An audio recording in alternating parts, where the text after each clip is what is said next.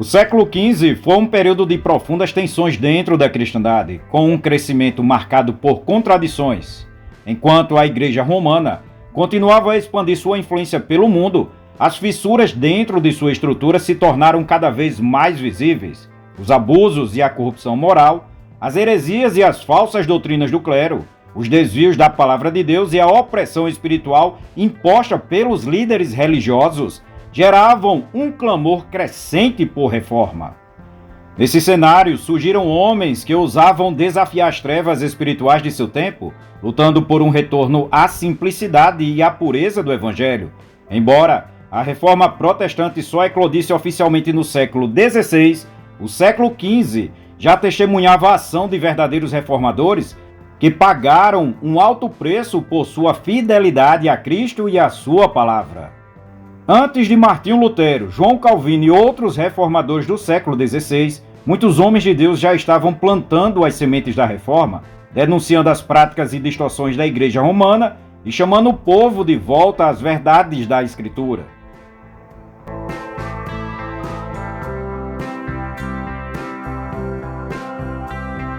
Considerado a estrela da manhã da Reforma, Wycliffe foi um dos maiores pré-reformadores. Ele ousou desafiar o papado, pregando que Cristo era o verdadeiro cabeça da igreja e que a Bíblia, e não o Papa, era a única autoridade infalível para a fé.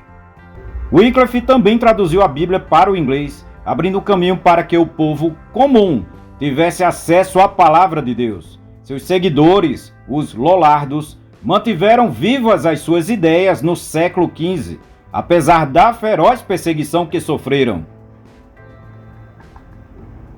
John Hus, inspirado por Wycliffe, foi um poderoso pregador e reformador na Boêmia, atual República Tcheca. Ele denunciou abertamente as indulgências, a corrupção do clero e a falsa autoridade papal. Hus foi convocado ao Concílio de Constança, sob a promessa de salvo-conduto, mas foi traído, preso e condenado à morte por heresia. Ao ser levado para a fogueira, suas últimas palavras ressoaram como um grito de esperança. Hoje vocês assam um ganso, mas daqui a 100 anos surgirá um cisne que vocês não poderão assar. Hus morreu, mas as suas ideias continuaram a ecoar pelo século XV, fortalecendo os hussitas, que em meio a grandes sofrimentos e perseguições, lutaram para manter viva a chama da verdade. Seu martírio foi um dos maiores testemunhos de coragem e fé em um tempo de escuridão.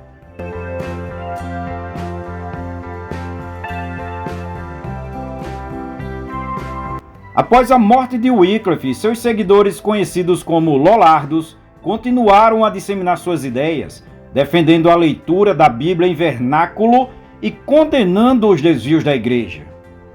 Embora perseguidos e silenciados em muitos casos, os Lollardos mantiveram viva a chama da reforma na Inglaterra. Eles formavam pequenos grupos clandestinos, sofrendo severas perseguições, com muitos sendo queimados na fogueira por se recusar a abandonar sua fé. O impacto dos Lollardos foi significativo, pois suas ideias se entrelaçaram com os movimentos que posteriormente se consolidaria com a reforma no século XVI. Jerônimo de Praga foi um ardente seguidor de João Hus e também um dos maiores mártires da reforma boêmia. Educado em várias universidades europeias, Jerônimo foi influenciado por Wycliffe e compartilhou das convicções reformistas de Hus. Após a execução de Hus, Jerônimo continuou a lutar pela reforma da igreja, mas foi capturado e levado ao Concílio de Constança.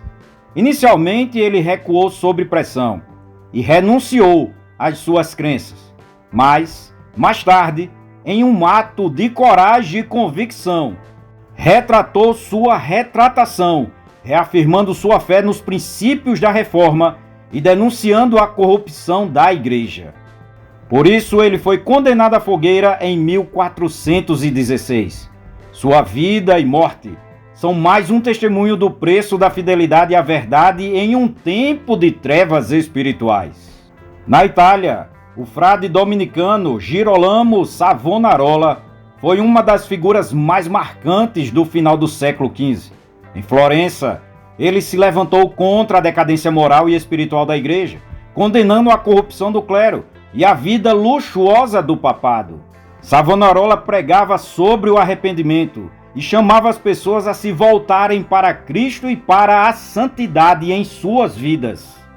Seus sermões, cheios de paixão e fervor, tocaram profundamente os corações das pessoas, mas sua mensagem incomodava os poderosos. Foi preso, torturado e enforcado, tendo seu corpo queimado e suas cinzas jogadas no rio Arno. Savonarola foi mais uma voz que clamou por reforma, e seu martírio nos lembra do preço que muitos pagaram por sua luta pela pureza da fé.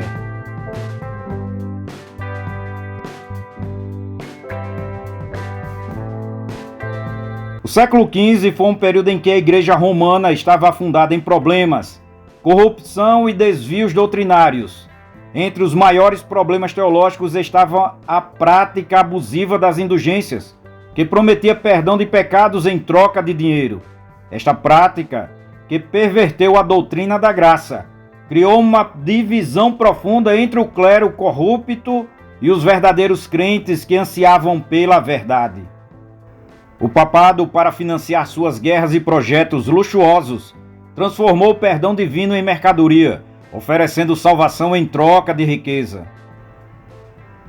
Homens como João Tétzio viajavam pela Europa vendendo indulgências com slogans que prometiam a salvação das almas do purgatório.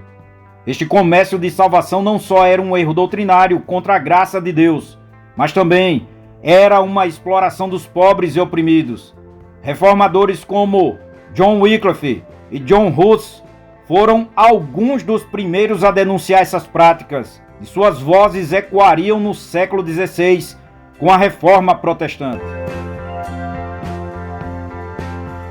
A simonia e o nepotismo eram práticas comuns dentro do papado. O papado se tornou mais uma dinastia política do que uma autoridade espiritual. Papas como Alexandre VI, o Borgia, são um exemplo notório desse período de decadência moral, com escândalos envolvendo nepotismo, assassinatos e imoralidade. Alexandre VI elevou seus filhos a posições de poder, transformando o papado em uma máquina de favorecimento pessoal e político.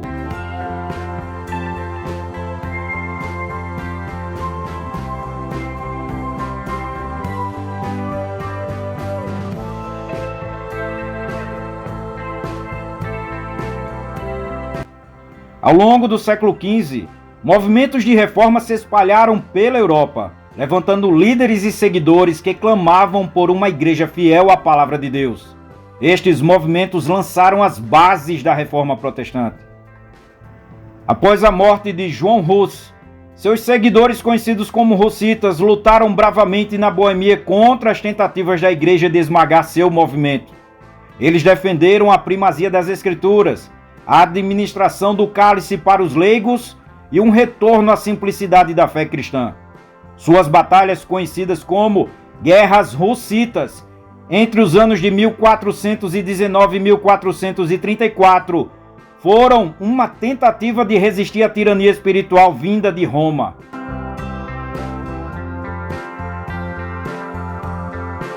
O século XV foi um período de grande escuridão espiritual para a igreja, mas também foi uma época de esperança, marcada pelo surgimento de homens fiéis a Cristo, que ousaram se levantar contra a corrupção e os desvios doutrinários. Esses pré-reformadores como Wycliffe, Hus, Savonarola, não apenas denunciavam as falhas da igreja, mas também proclamavam a necessidade de um retorno às Escrituras como única autoridade. Suas vidas foram cheias de lutas e sofrimentos, e muitos deles pagaram com sangue o preço por defender a verdade. Eles são os verdadeiros heróis da fé, que mesmo em meio às trevas brilharam a luz do Evangelho.